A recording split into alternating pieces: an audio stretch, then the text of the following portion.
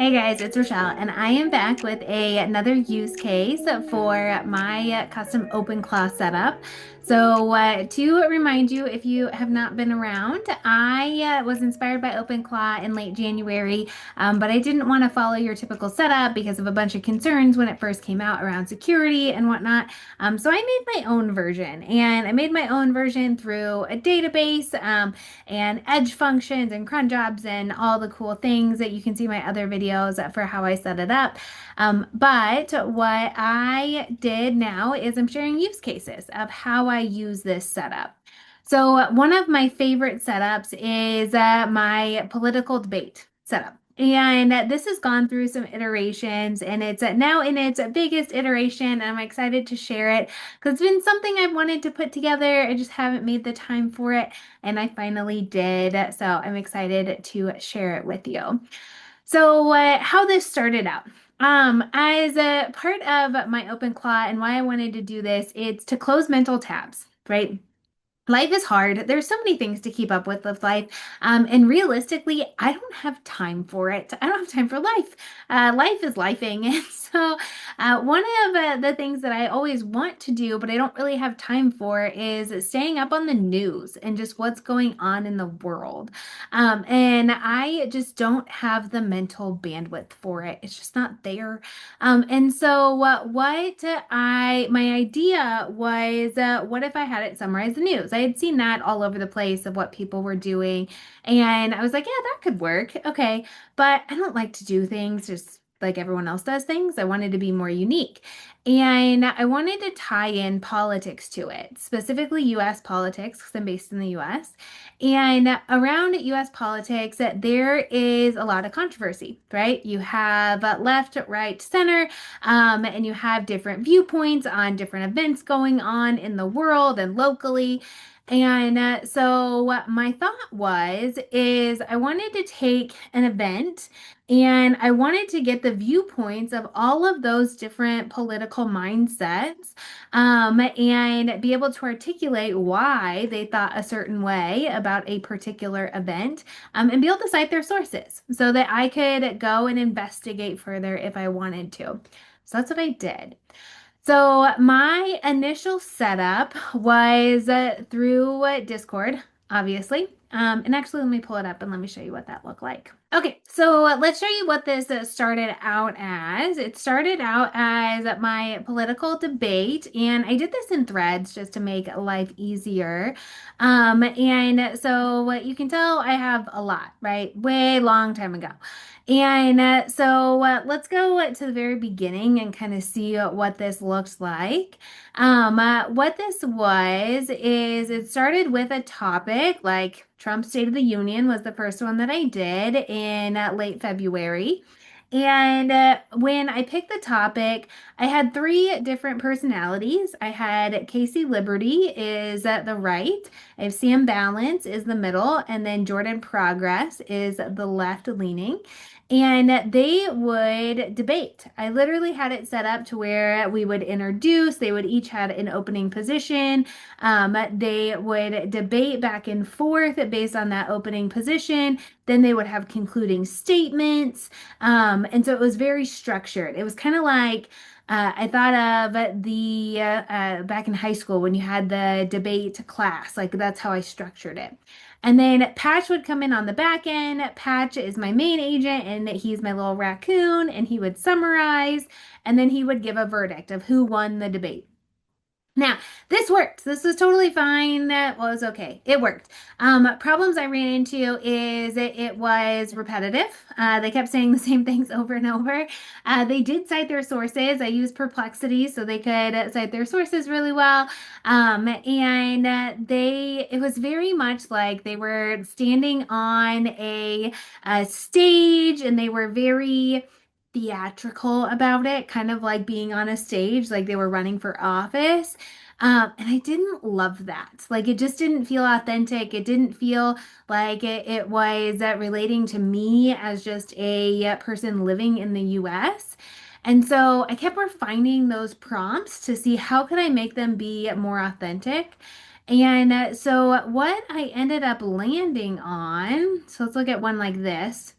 And what I ended up landing on here is where it actually became a conversation between friends. So I have these three friends, Casey, Sam, and Jordan, who meet for coffee every morning. And one of them proposes a topic that they saw on the news and they discuss it back and forth. And they're allowed to agree, they're allowed to disagree. They always have to cite their sources, they have to back up their ideas. And they have to articulate why they think the way that they do based on their political values and beliefs. And sometimes they can pass. They don't always have to add in additional things if it's going to get repetitive. And then Patch comes in and Patch will summarize.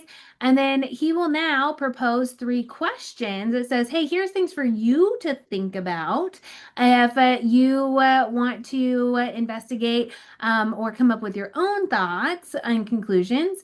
And then he always has a little quip as a raccoon that is highly entertaining, or at least I think so.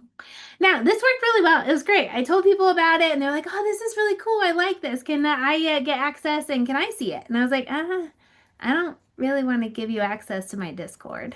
And so they were like, oh, okay. Well, cool idea. And I was like, yeah, thanks. Appreciate it. And so this is my personal website. On here under products and experiments, I have now the Rummage report because obviously I have to stick with Trash Panda Ops, right? So we have Patch the Trash Panda, or my little raccoon here. He looks pretty freaking snazzy, I'm not gonna lie. And this is my Rummage report, and this is public facing, so you guys can see it. And I have all the past debates in here, but what it'll do is it will in the morning, you if you subscribe, and anyone can subscribe, it will send out an email, and the email will give you the 5 topics, and you vote on what topic that you want it to do. And you'll see like it's tokenized, so everyone can only vote once. And it will at 10 a.m. Central, it will say, okay, if no one's voted, we'll just go with the number one rated topic, but otherwise we'll pick the highest rated topic, and that's what we'll talk about today. So we build a community aspect of picking the topic. Then it'll run the debate. So what you see here, here's the debate. Again, they cite their sources so that you can always investigate a little bit further. You have Patch's takeaway, so anyone can see what these are. But the cool thing that I added is some people were like, it's a lot of reading, right? I don't want to read all of that. And so I, of course, don't do anything small. And so I figured out how to then take the transcript and I assigned voices to it. So there's a voice for Sam. So if you meet the agents, here I'll show you Casey. I'm Casey Liberty. I believe in American strength, strong borders. So you can see Casey, so they'll introduce themselves, so you can listen to their voices. But what it'll do is it will take the transcript, it will add the audio to the transcript, and then it will publish it into a full MP3. It will put it onto an RSS feed so that you can push to Spotify. So if I go to Spotify, and you can see here, we have the Spotify here, the Rummage report. It's a live thing. So I have a podcast, or Patch has a podcast now. It's also on Apple Podcasts, and it is on YouTube. Welcome to the Rummage report. So it is on YouTube as well. If you go to YouTube, it'll actually show you who's talking, so you can start to learn their voices. And so I did that as well.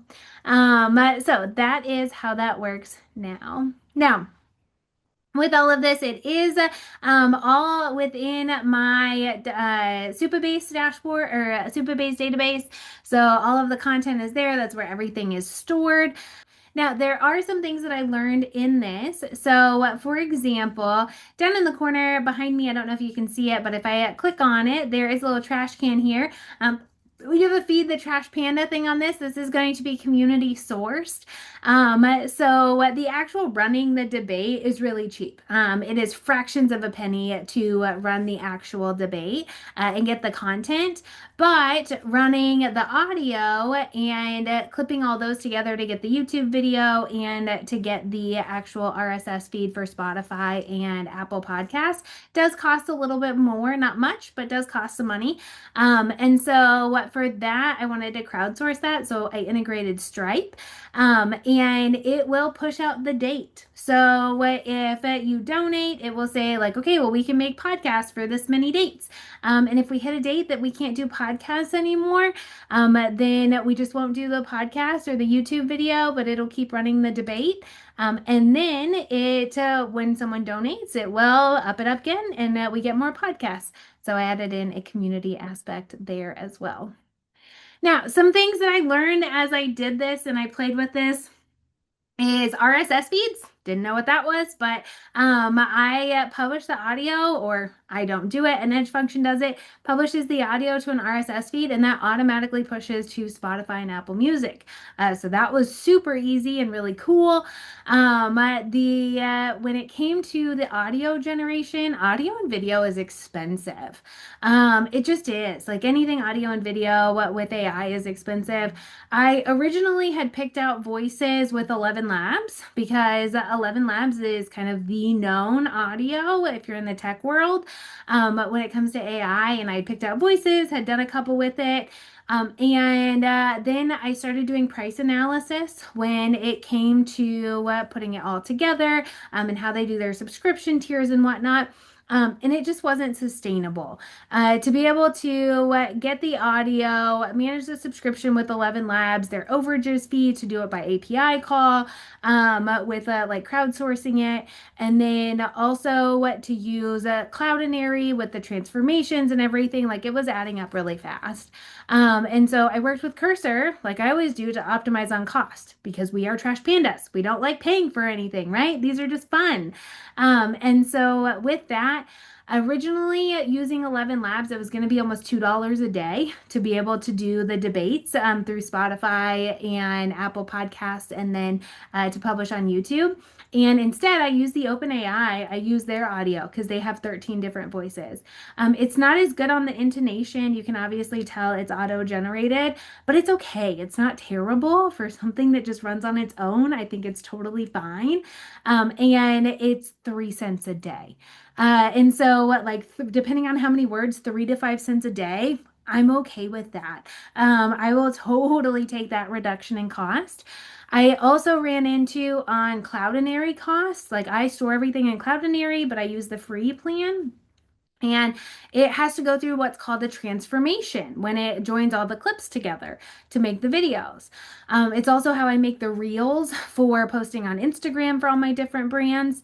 And for that, those transformations on the long videos take a long time. And that long time adds up really fast.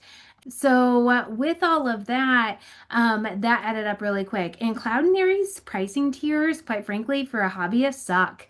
It's like free and then $99 a month. I'm not paying $99 a month. Like I'm not, this is just for fun for me. So I ended up having Cursor or Opus do research, figuring out what else could I do. And it's like, oh, we could use GitHub Actions. You already use GitHub. So we could just go straight into GitHub Actions. We can do XYZ and it's free. It's included. You're way under the limits on that front. And so all of that worked out really well as well. So those are some of the iterations that I went through and things to think of. I suggest if you are interested in learning about this and seeing kind of what's going on in the news, join the Rummage Report. Take a look and help us vote on the topics every day. I would love to hear your feedback. I would love to hear what you guys think of this. I had a lot of fun designing it. One, the brand is just a cool thing. It's fun and playful, but it's also really useful. One of my favorite things about it is that it people have to articulate why they think that way. So Casey, Jordan, and Sam have to explain their mindset. They have to explain why they feel that way. And I feel like a lot of times nowadays, when it comes to politics and debates, is no one explains why. They have a position, but they don't know why they have that position. And so being able to hear the different mindsets, it helps us be able to get a better understanding of people without being confrontational, and then be able to make our own decisions as well of how we feel about things. So hopefully, maybe we can make an incremental improvement in society as well. So that's my goal. But I hope you enjoy the Rummage report. And as always, open to feedback. Let me know what you think. I hope you enjoy.